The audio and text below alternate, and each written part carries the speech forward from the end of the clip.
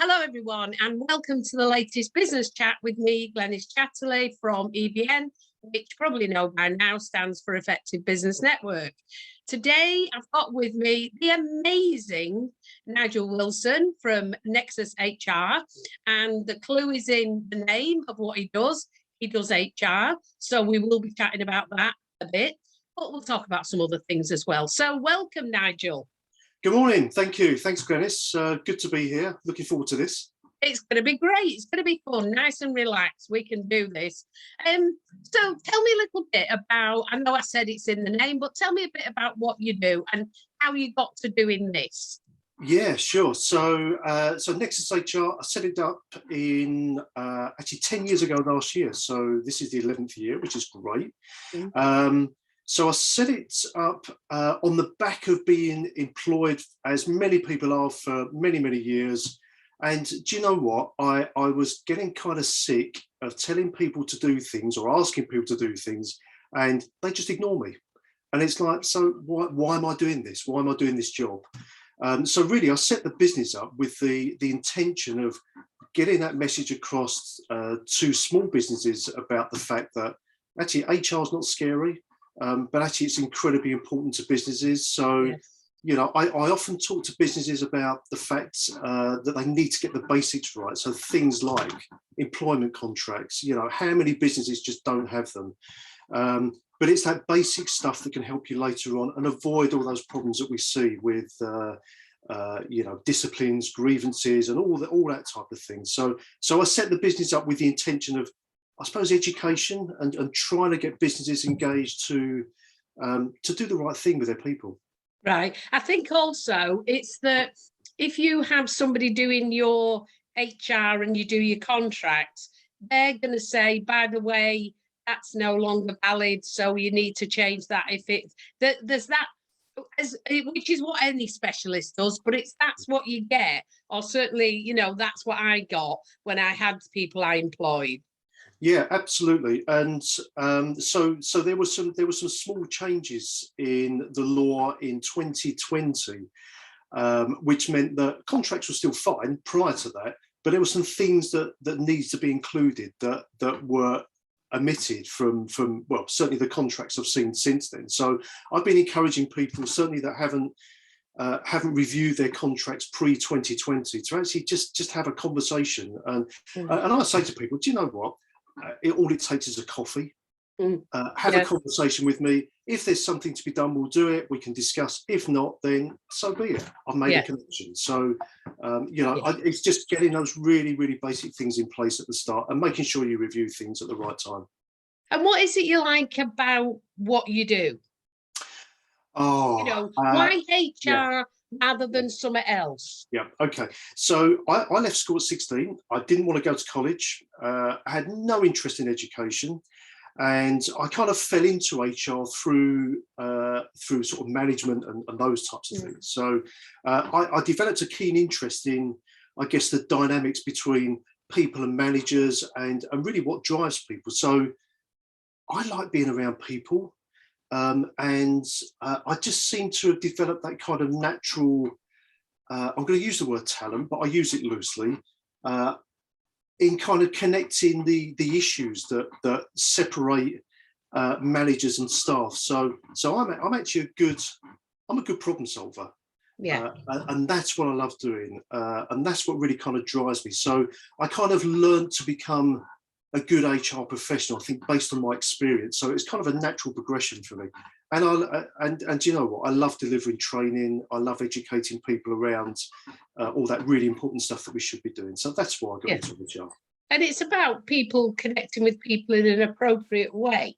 It is. Oh, that's what HR is, isn't it? Yeah, absolutely. And, you know, the people ask me, why did I call Nexus HR Nexus HR? Well, Nexus means connecting. So right from the start, I had this kind of vision in my head about what I wanted to do and what I wanted to achieve as a result of delivering the business. Yeah, I think it's always interesting why people call their business what they call them. When I had the catering company, my company was called Morstan Services, and it was called Morstan because the first ever van I bought was labelled Stan. And so he was known as Stan. And as we expanded, I wanted to have more stands. Oh, okay. So we called it Moreston. So what a great name. So you hear people. I actually originally I looked for Stanmore, but there were so many Stanmores because there's an area of Stan. There's an area. So but I always find it interesting why people call their companies what they do. So having been in business for 11 years, what advice would you give? Say your top 3 things if going into business that you would give. Okay, so I think the first thing, and I know you're a great advocate of this, but networking. You know, when I started business, I knew nothing about networking.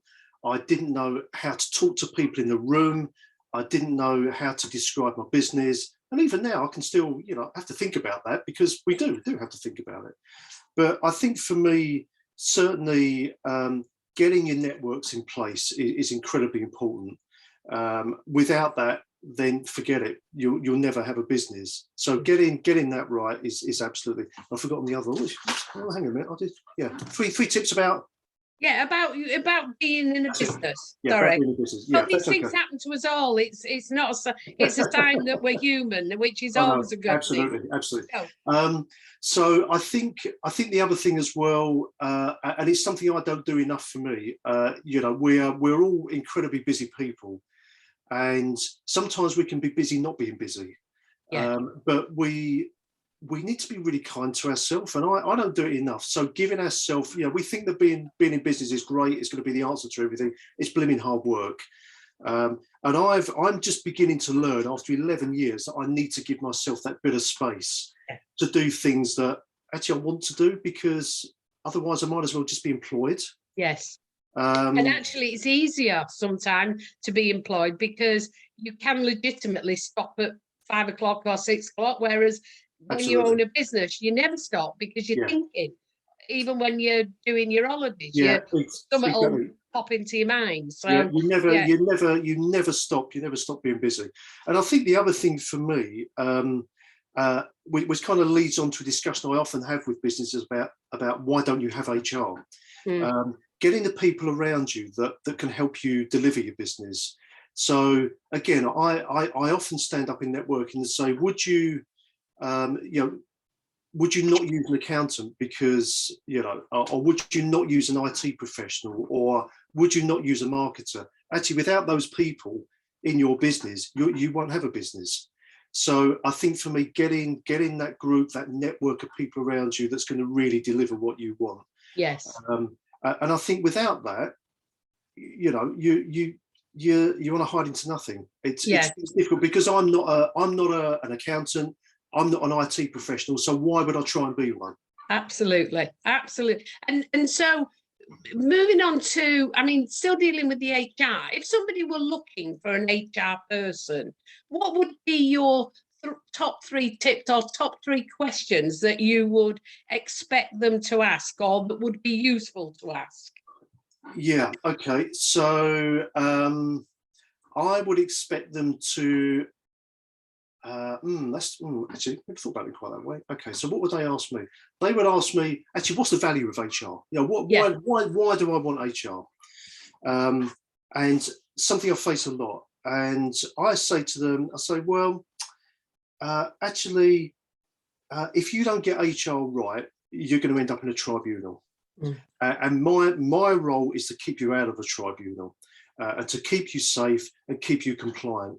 And again, I'll talk about basics. It doesn't take much to get that absolutely right, so that you don't end up in a tribunal.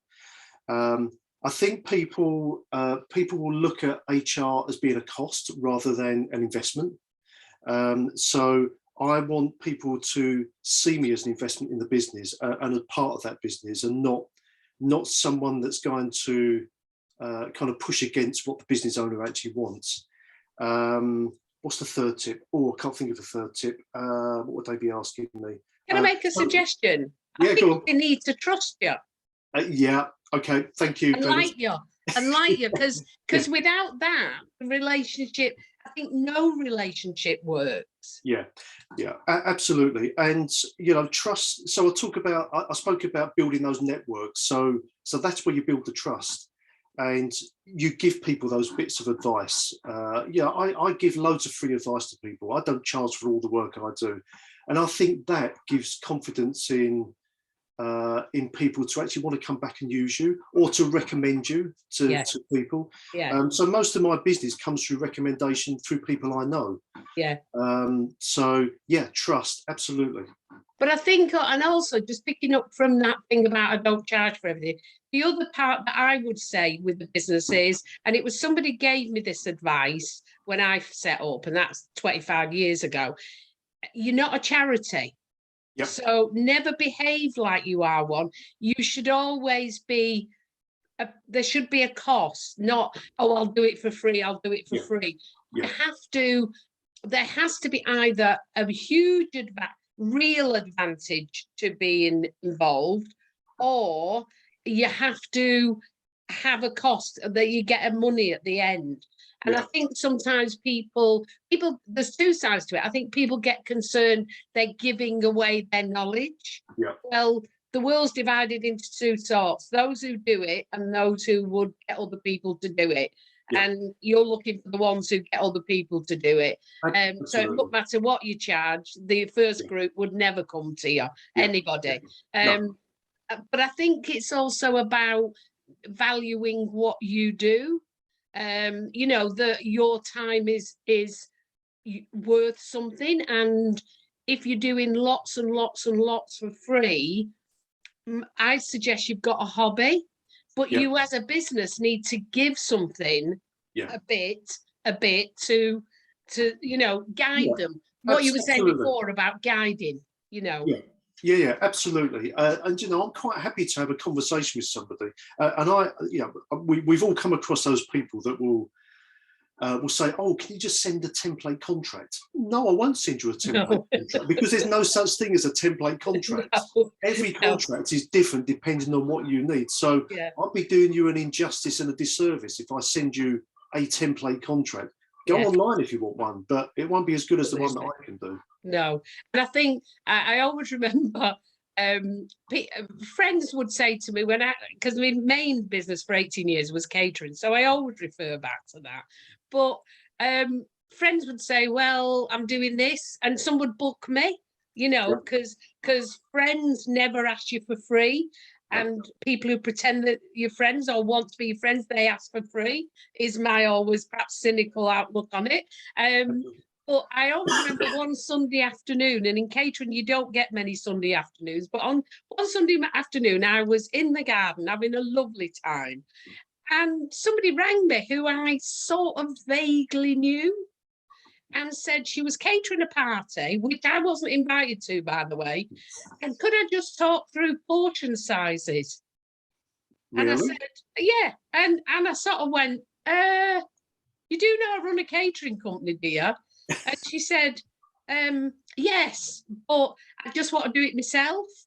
And I said, well, okay, that's fine. Work out how much you'd eat and then multiply it up by the number of people you've got. And she went, oh, is that it? I went, well, it's slightly more tricky than that, but that'd sort of work. And she went, oh, okay. And I said, and remember, I run a catering company. Yeah, yeah, I know. It's weird, isn't it? Why do people?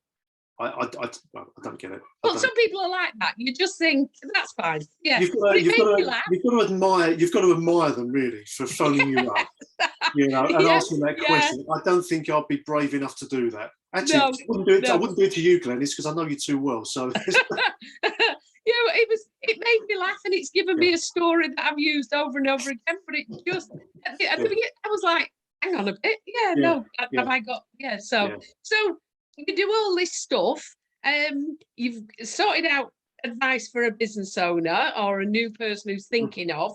So what do you do in this spare time that you were talking about? This being kind to yourself. Okay, so and remember, I said I say be kind to yourself, but I'm the worst. I give myself the worst advice. So I don't. Work in progress. Anyway, over the past year, I mean, obviously we've had some difficult couple of years. Yeah. And I've been talking about getting an allotment for years and years, never done it.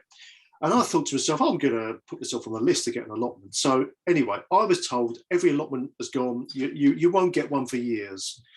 And it was later in the year last year, I had a phone call and somebody said, there's an allotment become available. Do you want it? And I jumped on it. And I spend every bit of spare time I can at this patch of ground that gives me so much pleasure.